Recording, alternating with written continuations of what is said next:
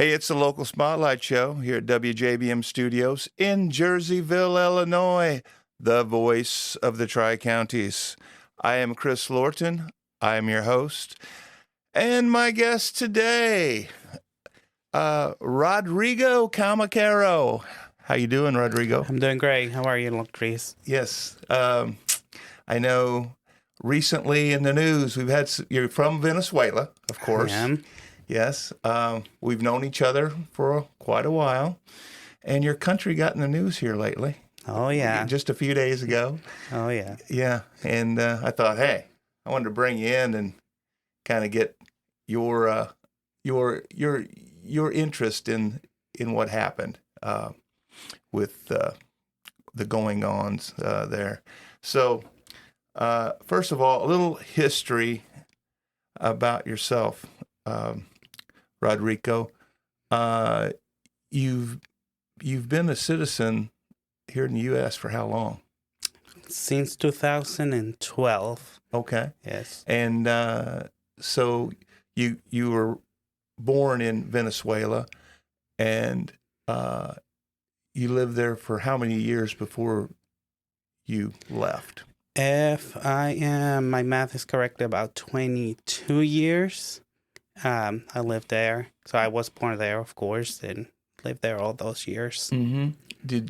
Were you looking to get out as a young man? Did you want to leave Venezuela? Well, it was a little different because when I got out of Venezuela, it wasn't because of political reasons, just because I found the woman that I love. Uh-huh. So it was a bit different, but things were getting a little tough there at that time when I decided to leave Venezuela. So you are married, and what is your wife's name? My wife's name is Holly. Holly, okay. And what's Holly do? So Holly is a associate pastor of our local church, Life Church X, here in Jerseyville. Great. And you have some children? Yes, I have two kids, Lillian, 13, Gabriel, 9 years old. I see. And how did you and Holly meet?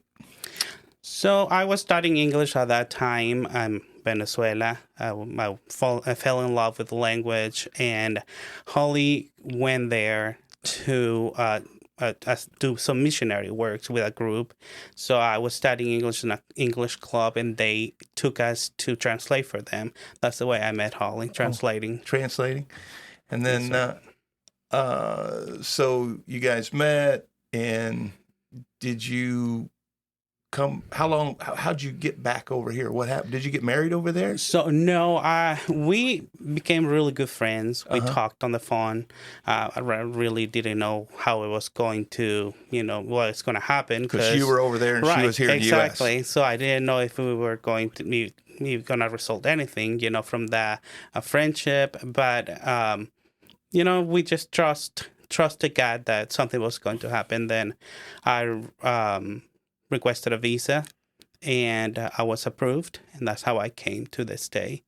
And I came to visit her, and fell in love and got married. Fell in love, got married, and 20 years later. And then, at what point in time you brought this is kind of how we got to know each other. Mm-hmm. You brought your parents over to the U.S. Yes. Tell me about that.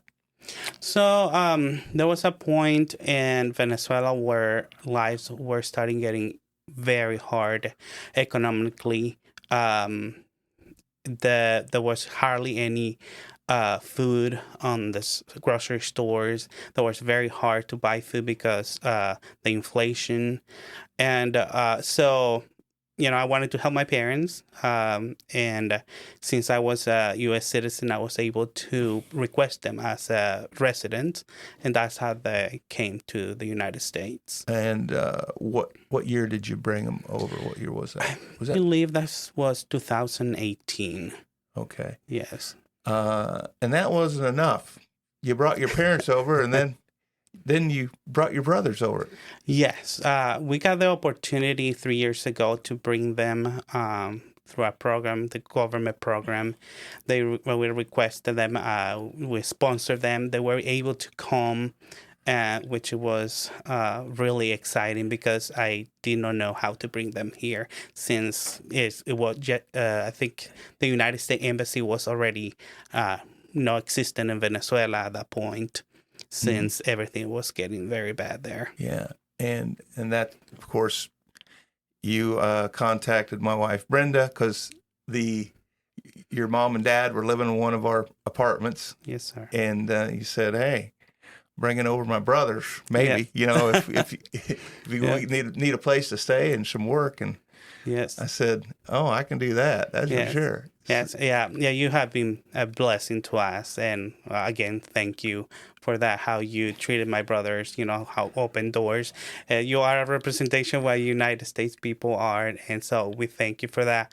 Yeah, they came. They were able to request a work permit. They were able to work for you at the time. Stay. My parents stay in one of your apartments. They still so. Yeah. And your brothers, Miguel and Louis and Ronnie. Ronnie, yes, yeah. Great guys. They worked for me at George's, and I had them doing all kinds of construction type work on properties and stuff. I had to go and doing some tuck pointing and just all kinds of things. I do remember when I was teaching them to mow, because I have several properties that we have to mow. Right. And they got on those mowers and they were just kind of zigzagging around. I go, "Hey, wait a minute. You go straight back, straight forward." And they're like, "Oh." I go, "Haven't you ever mowed before?" They're like, "Nope." He goes, "Never mowed." He goes, "Only rich people had grass." So. That's so true. Yeah, That's what I was going to say. We never had grass in the house, just dirt. So, okay. Let's talk a little bit about the recent happenings in Venezuela. Are you happy about what happened, about snatching Maduro out of? Absolutely, yes. I think most of Venezuelan, I would say they are very excited, very happy. I am very happy for what happened because I'm not going to say that we lost hope, but we didn't know what was going to happen to Venezuela. It has been 26 years on a regime dictatorship, and we didn't know how to get rid of that, since people have gone through the streets to protest there in Venezuela. People have tried so many ways, and nothing had happened. Nothing worked. Right, nothing worked until our president here, President Donald Trump, decided to do something, and so he did it. Yeah, he did it. Boy, he did it, didn't he? Yes. So you have no qualms about it. The Venezuelan people, even the Venezuelan people there, you think are all excited about it? I know my brothers are. I don't know if you know, my two brothers had to go back, Ronnie and Miguel. Luis is the only one that is here, but they are super excited. Oh, great! Of course, they cannot, express too much because it's a small portion. What happened is just a small portion of what needs to happen for a change of government, because there's still people there that are in charge and that are still with the regime dictatorship. Yeah. Just tell me a little bit the history of Venezuela as far as you growing up there. Was it ever democracy, like when you were a kid or anything? Oh, yes. Okay. Growing up, I like I said before we started talking, I didn't know any better, but you live a happy life there. You were able to get your groceries, were able to go to school, all the stuff functioned like it should. When was this? How old were you? So let's say, because you're 42 I remember now. Maybe 6-7 years old, Okay. and then growing up, just on to the point of 1998 when Chavez started in power. Okay. That's where you start seeing the decline. Not right away. No. Because he How do you get in power? So he had like he was very eloquent how Okay. he spoke. Oh, okay. He was very convincing because he I don't know, showed like empathy for poor people, and there's Okay. a lot of there in Venezuela. Uh-huh. So, and then he was promising all these wonderful things like education, work, food for the poor, houses, Free busing. So, oh yeah, free. And so a lot of people were ignorant, and they believed it. You know, we were deceived, I would say, because I was there as well. Yeah. So, Quick question. Well, first of all, I want to let everybody know that I have Rodrigo Camacaro in studio today, and he is a Venezuelan, born in Venezuela and a U.S. American now, but just telling a little bit, giving some inside info about Venezuela. Yes. Now, do you see any resemblance in what happened when Chavez came in to what's going on in New York City with the mayor right now?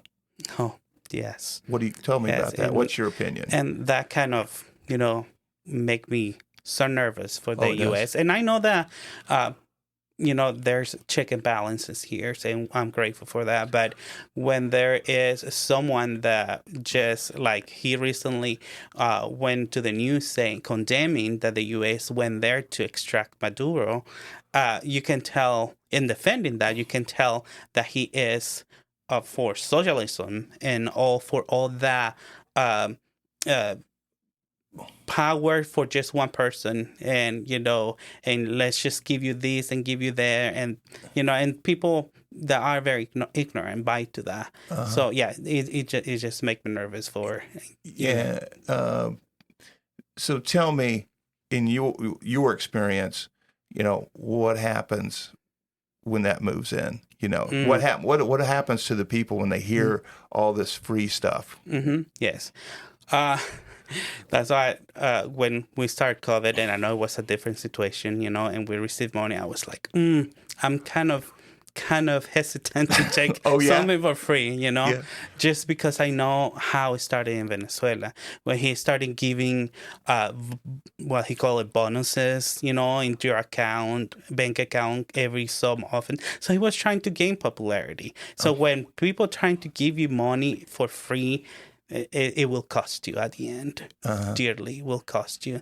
So I would say never believe in someone that just giving stuff away, because it definitely will cost you. Yeah, there's no such thing as a free lunch, actually. No, sir. So, okay, when you were a kid growing there, the conditions were fairly good, but then things started changing, and socialism started creeping in. Yes. And what age were you when you realized, I don't know, maybe I should be moving on to want to get out? Yeah, it was, I was in the stage of my life where it's like, what am I going to do? Where I'm going to college? Am I going to be able to go to college? And so that's when I started, it seemed like it is impossible to get an education here. So I was trying to see what there's opportunities that I could have. But of course, it's like all the doors were closing because it was the cost of life. So that's when I started seeing this is no good. What were the living conditions at that time for you? Or what were living conditions? I mean, did you have electric, water? I mean, did you have all that stuff? Yes, we still have electric, water. You can still work and get groceries, but it was no it still wasn't no fair wages for a lot of people, especially people low class, and so it was hard still growing up, for my dad. Oh, for your dad. So yeah. How does your dad like living here now in the U.S.? Both of my parents love it. They miss home, of course. They miss my aunts, uncles, but they see how it is democracy here. How can you live here with the freedom of working and get your fair wages? Are your parents now, are they citizens? They are not. They're permanent resident. I was working with mom to get a U.S. citizen. She got scheduled for a test, because all this stuff with immigration, they have a pause yet. Okay. So I was just waiting. Yeah. What was the health care like over in Venezuela? Did they have any? It is terrible. It is. Someone that gets sick, it's almost a death sentence, depending Really? on what it is. Yes, you go there and you have to get everything from the syringes to gloves for the doctor. You have to buy them. You have to buy and bring it with you. Okay. Yeah, so it is terrible, and it wasn't that bad when I was there. But it was getting to that point. Mm-hmm. Are you still able to stay in contact with your friends and family back there? Yes. Okay. Yeah, thankfully, yes, we can talk to them, and they're doing well right now. Despite what is going on right now, there. So, what are Miguel and Ronnie doing now? What's their life like? So, they probably has been there for about 3 months. They are trying to make a living. Yeah. Selling stuff. My brother Miguel is kind of selling clothes and stuff like that. He buy and resells them to make some money. Ronnie is working put a little bit of a grocery store at his house. At his house? Yeah, to be able to sell, to the community and help out, but help himself, trying to, make a living that way. So, all right. Yeah, but they're doing well so far. I know they told me once, and we were able to communicate through that app, that language app. That's how we communicated. But as time went on, they were picking up more and more English all the time, but there was 2 words that I learned because I realized I wasn't going to learn Spanish. I mean, I was like too old to learn Spanish, but there was just 2 words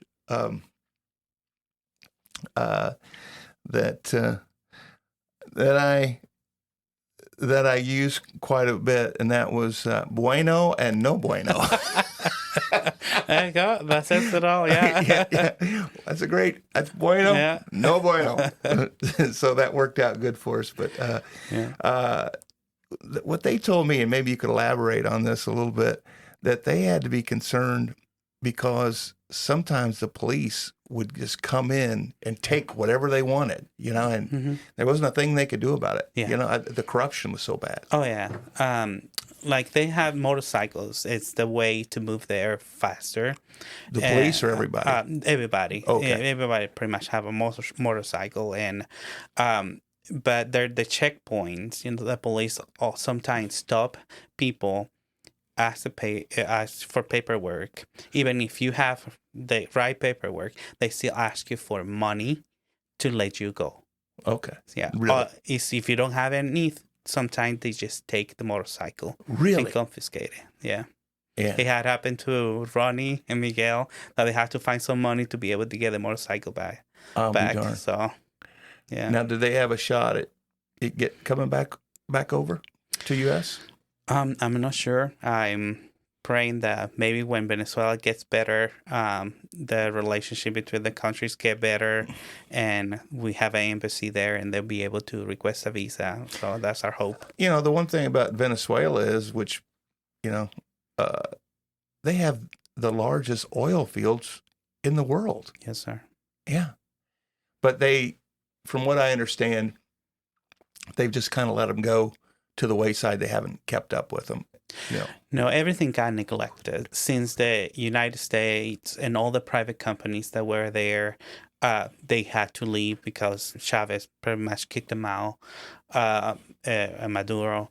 So everything didn't get the proper maintenance, and everything got, declined tremendously. That people couldn't keep up, or people didn't have the knowledge how to keep them maintenance to it. Mm-hmm. That happened with the electric company. Sometimes that's why sometimes people lose power for half of the day because they have to ration the power. Well, that's what they told me. Yeah. So I know there's been a lot of gangs, people from gangs brought here or came here during the last 4 years. Was that an issue? Did you realize that, or did your brothers and mom and dad realize any gang trouble where you lived? Yeah, we really didn't realize that was going to happen. But, the regimes to stay in power, they're trying to move, their pieces to be able to stay in power. And that's one of the strategies I believe that they use. Like, let's just use gangs members, let's just create this group of people and let's just send them. And then we had a problem here in the United States where some people came and did crime. And sometimes they weren't even Venezuelans. Sometimes they were even Cubans, because a lot of Cubans were there in Venezuela. And they were just start gang members and start, doing not just the United States, to different part of the world. Mm-hmm. And just to make the name of Venezuela bad. I understand a lot of Russians and the Chinese have moved in to Venezuela as well? Unfortunately, yes. Yeah. A lot of those socialist countries has the hands on Venezuela. They pretty much invaded Venezuela. Invaded it? Yeah, with, of course, the permission of the dictator, Nicolás Maduro. And the last few years has been, I know that they had been heavily involved because the economy had declined even worse. What do you think? Do you think that the vice president, you think the people can operate there? You think you can have a free election now and get things back on track? So the extraction of Nicolás Maduro, I think, is a small portion of what needs to happen for Venezuela to be free. Okay. There is still Delcy Rodrigo, is the vice president appointed by Nicolás Maduro. Her brother, that is the minister of the National Assembly, Diosdado Cabello, that's one of the key guys there, that you can tell that he is a narco guy as well. Mm. So a lot of people need to be taken out of there. Okay. So there has to be a completely wipe out of power. And I know that President most likely is in his plans to do that, because he wouldn't just strike one person to keep someone else to replace him to do the same thing. So as a Venezuelan, you're pretty happy about it. Absolutely, sir. I am very excited for what is to come. I see a lot of my people very excited, because I know a lot of people are in different countries, not because they wanted to leave, just because they were forced to leave.